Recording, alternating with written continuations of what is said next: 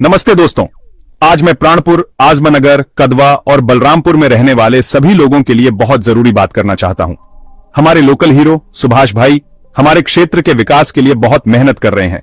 उन्होंने कुछ मांगे रखी हैं जो हमारे इलाके में बड़े बदलाव ला सकती हैं, और उन्होंने ये मांगे सीधे प्रधानमंत्री मोदी जी, मुख्यमंत्री नीतीश कुमार जी, विपक्ष के नेता तेजस्वी यादव जी और कटिहार के जिलाधिकारी को भेजी है।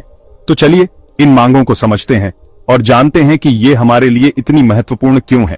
सबसे पहली और सबसे जरूरी मांग ये है कि बरसोई को जिला घोषित किया जाए। इससे हमारे क्षेत्र पर प्रशासन का ध्यान और संसाधन दोनों बढ़ेंगे। बरसोई को जिला घोषित करने से यहाँ के लोगों को सरकारी सेवाओं का लाभ आसानी से मिल सकेगा और विकास की गति तेज होगी। सोचिए, सरकार का ध्यान ज्यादा होने पर हम कितनी तरक्की कर सकते हैं। अगली मांग है बरसोई में एक मेडिकल कॉलेज खोला जाए।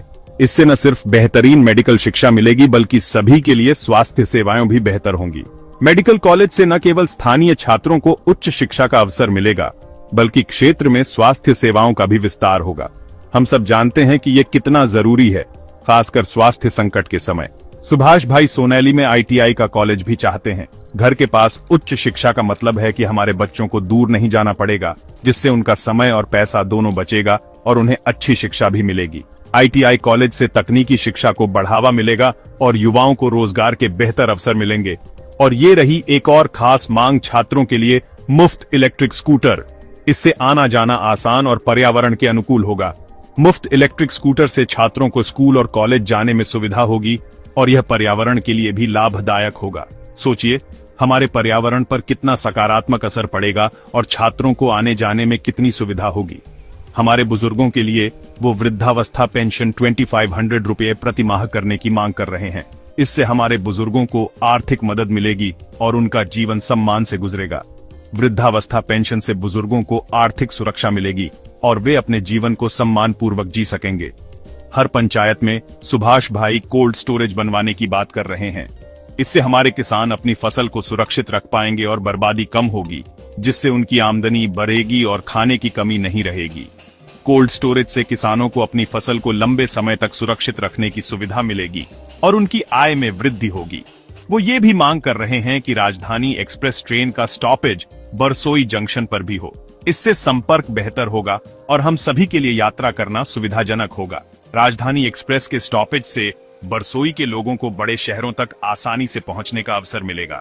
सोचिए, सिर्फ एक ट्रेन से बड़े शहरों तक पहुंचना कितना आसान हो जाएगा।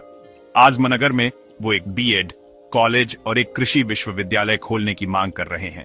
ये दोनों संस्थान शिक्षा के अवसरों को बढ़ावा देंगे और हमारी स्थानीय अर्थव्यवस्था को मजबूत करेंगे। B.Ed कॉलेज से शिक्षकों की गुणवत्ता में सुधार होगा और कृषि विश्वविद्यालय से किसानों को नई तकनीकों और ज्ञान का लाभ मिलेगा।